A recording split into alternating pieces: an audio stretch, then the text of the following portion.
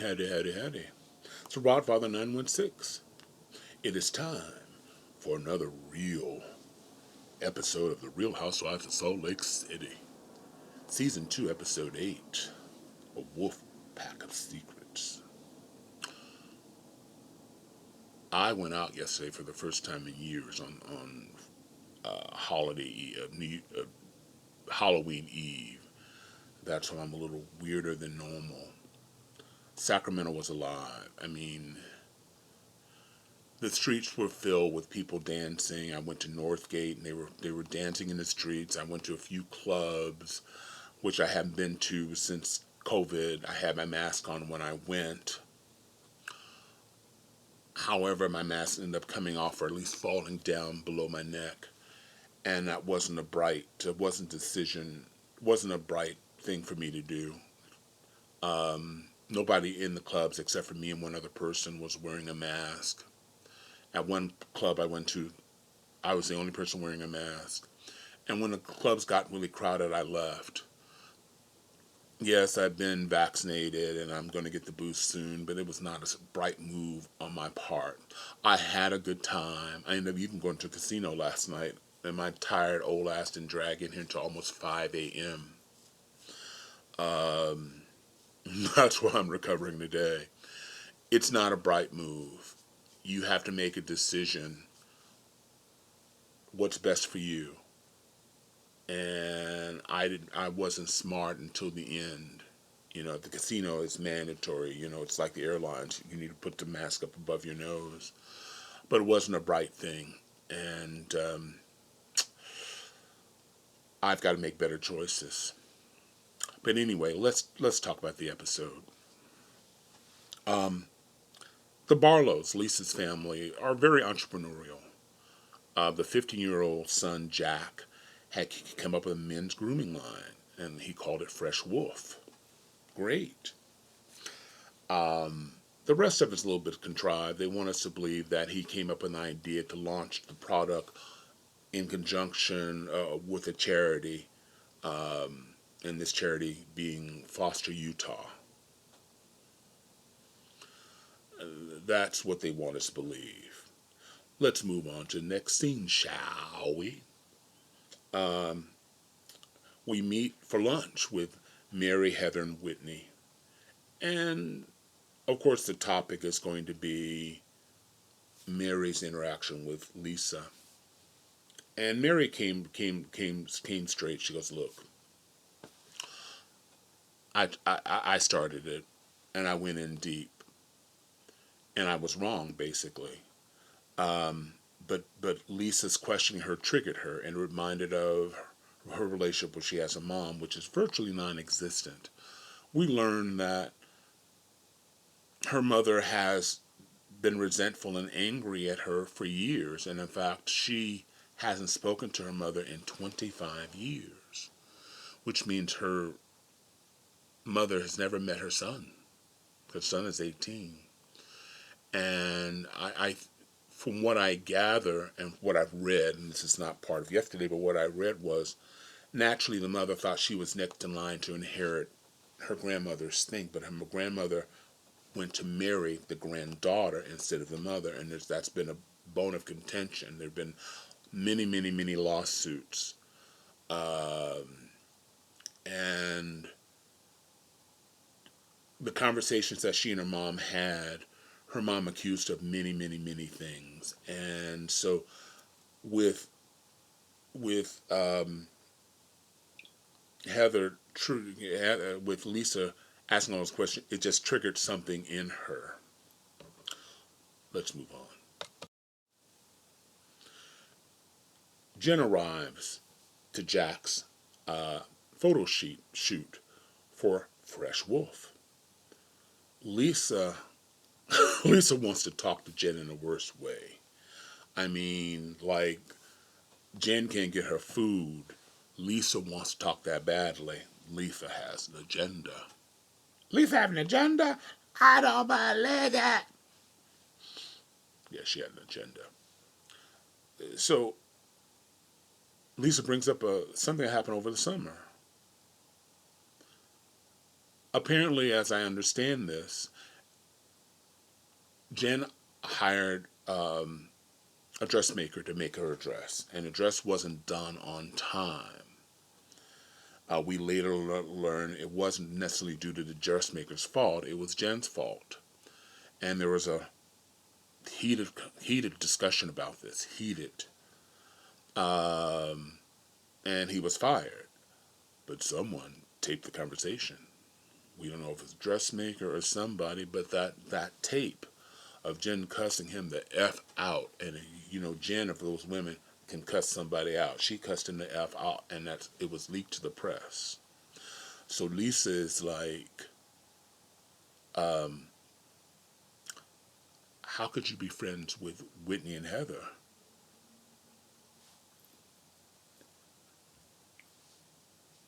Because they gave him gifts.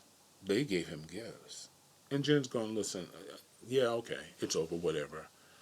But Lisa goes in, I just can't. And Jen is like, let's let it go. But Lisa kept driving it until she embedded something in here. Um, we're gonna move on to Whitney. Whitney's rollerblading with her brother Will, and they talk about their dad. And if you don't know anything about her dad who was a very successful businessman, very high ranking in the Mormon truck, has a drug issue where he's lost everything. And his kids basically just had enough of him. But Whitney was successfully bringing him and the kids together. He was living with Whitney and Justin at the time, and I guess apparently last year um, he had a relapse.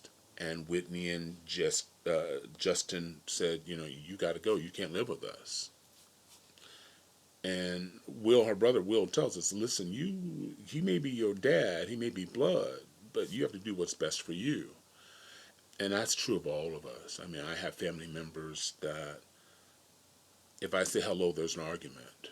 Or there are people I know in my life where I don't feel good after leaving them. And sometimes you have to love from afar. I love you. You got my heart. But you can't be a part of my daily life because it hurts me. And I have to choose me over my love for you. And that's what her brother is basically saying. It's sad, but it's real. Moving on to moving on to Meredith. We see Meredith and Chloe. We don't see Chloe that often. Chloe is 19 with uh, Heather and her daughter Ashley, who's 18, who's entering college. Chloe's in college, and I think the lunch is to have the two girls talk. And they talk a little bit, but it all suddenly the attention goes to Heather, who was a model Mormon. I mean, she did everything she was supposed to do. She didn't go to parties, she didn't drink, she didn't have extramarital sex.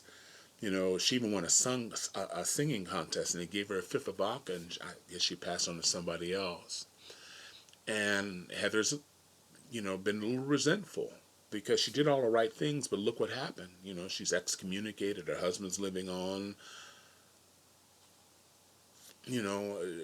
She feels the church has just hurt her and let her down. So she wants a different life for her daughter.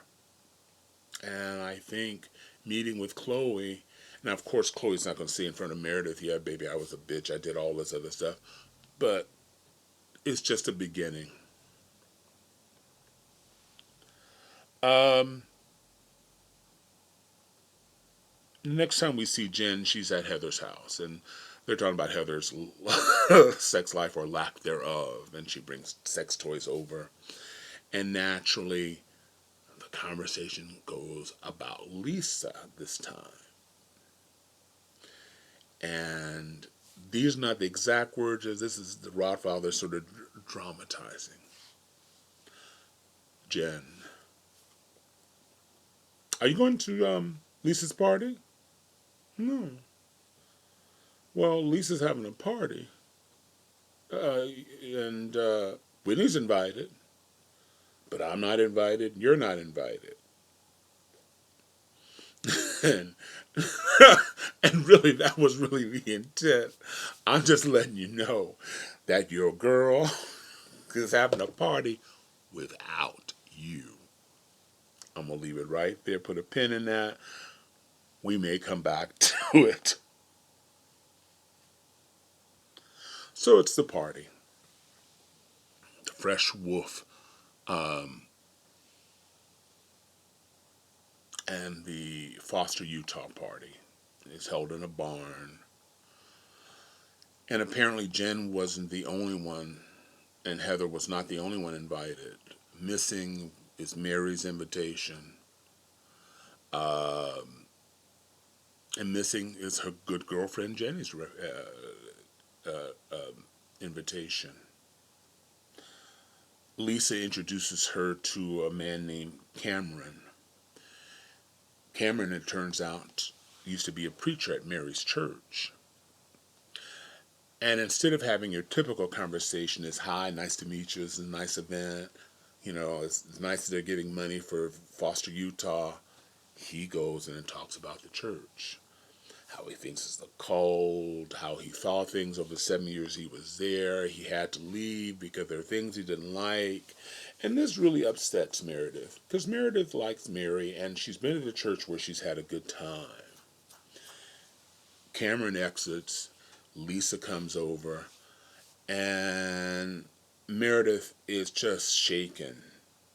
And, she said, oh, he was traumatized. Leaving it there. I love reality TV because there are writers who should be copying this and writing things down.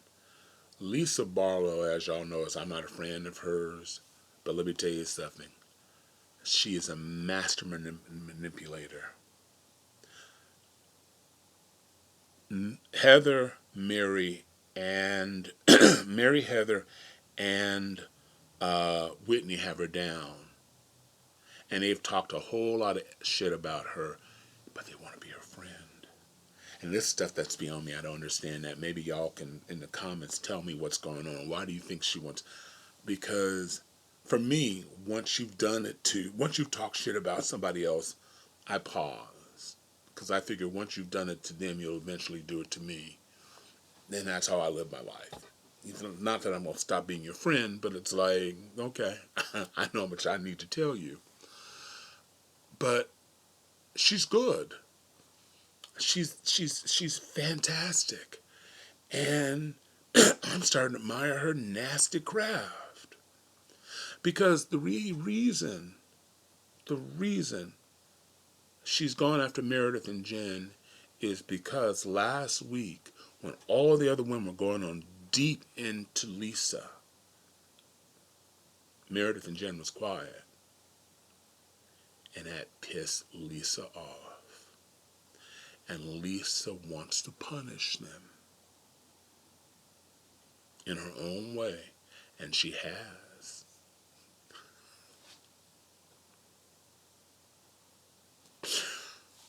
I love it. I love it. Anyway, please be safe. Don't be as foolish as a Rod father. Wear your mask. Meanwhile, this is the Rod father wishing you love, joy, and happiness. Life is short. Smile as much as you can, okay? Thank you very much for watching. If you like what you saw, pass and share it with your friends. Hit that subscribe button. Meanwhile, be kind to each other. There's a whole lot of garbage on the outside that you don't have to bring it home. Be happy. Bye, y'all.